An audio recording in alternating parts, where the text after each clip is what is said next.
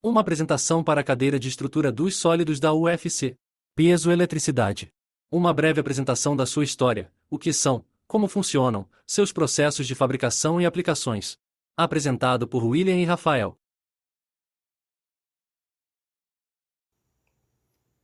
Mas o que é a piezoeletricidade? Bom, a definição de piezoeletricidade é a capacidade de alguns cristais gerarem tensão elétrica por resposta a uma pressão mecânica. O termo piezoeletricidade provém do grego piesin, que significa apertar ou pressionar. E referente à geração de corrente elétrica, juntou-se a designação eletricidade, de modo que piezoeletricidade é interpretado como a produção de energia elétrica devido à compressão sobre determinados materiais. A história da piezoeletricidade remonta ao ano de 1880, quando ela foi descoberta pelos irmãos Pierre e Jacques Curie, e ainda em 1881 o físico francês Gabriel Lippmann aplicou o trabalho dos irmãos Curie, explorando mais detalhadamente o efeito piezoelétrico em cristais. Ele cunhou o termo piezoelétrico para descrever o fenômeno,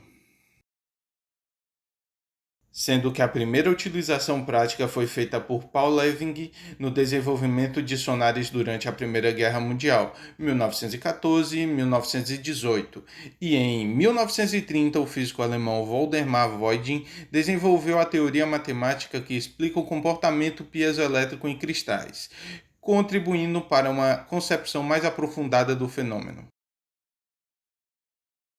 E em 1940, durante e após a Segunda Guerra Mundial, a pesquisa e desenvolvimento em materiais piezoelétricos se intensificaram, impulsionados pelo aumento da demanda por dispositivos piezoelétricos em diversas aplicações tecnológicas, como transdutores e sensores.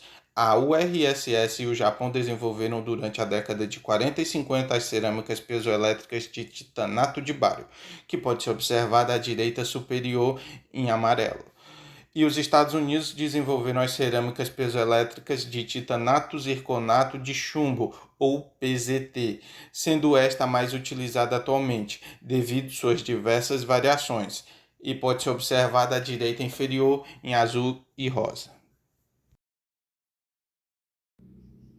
Mas como funciona o fenômeno da piezoeletricidade? Bom, é basicamente a transformação de energia de origem mecânica em elétrica e vice-versa.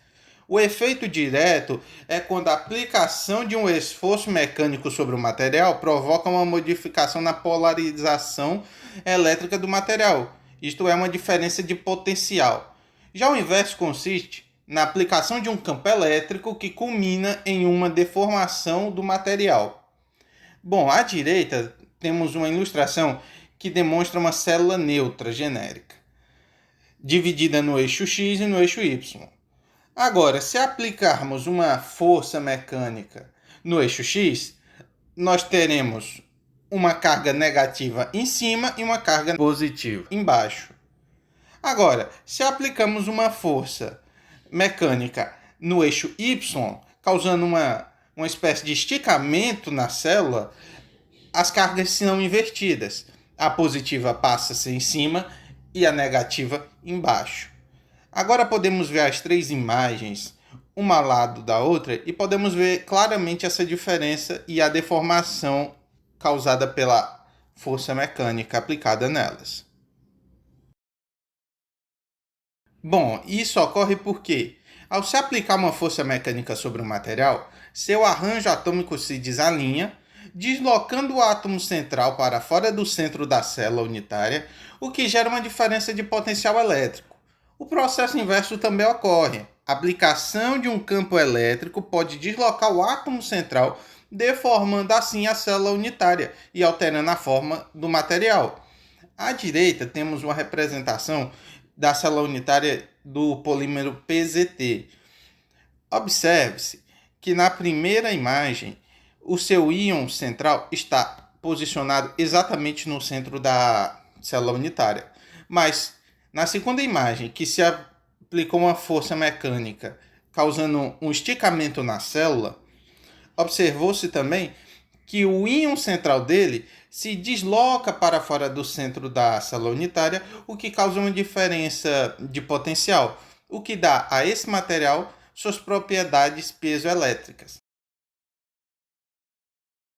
Olá a todos, eu sou o Rafael, dando continuidade à apresentação. Bom, os materiais piezoelétricos são de 4 tipos: os cristalinos, os cerâmicos, os poliméricos e os compósitos. Os cristalinos, que podem ser naturais ou cultivados em laboratório, foram os primeiros descobertos, e dentre eles está o quartzo, usado, por exemplo, em relógios digitais.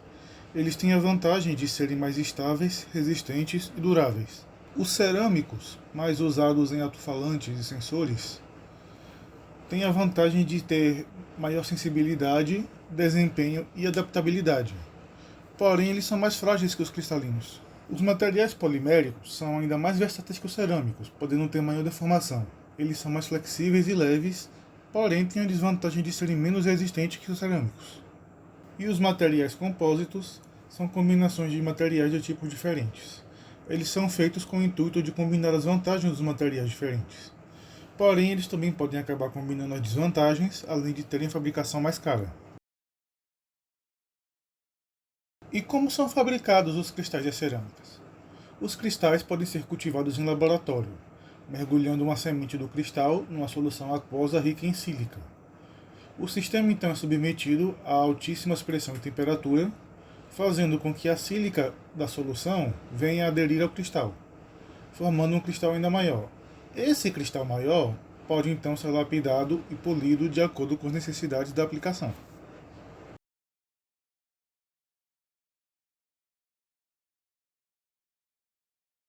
Já os materiais cerâmicos, como o titanato zirconato de chumbo, também conhecido como PZT, que é o material mais comum, são fabricados a partir de matérias-primas pulverizadas. No caso do PZT, são os óxidos de titânio, zircônio e chumbo. Dessas matérias-primas é feita uma pasta que é colocada em moldes e também submetida a alta pressão e temperatura. Depois que a cerâmica está pronta fora do molde, é aplicado nela um campo elétrico que alinha seus polos e confere a ela a capacidade piezoelétrica.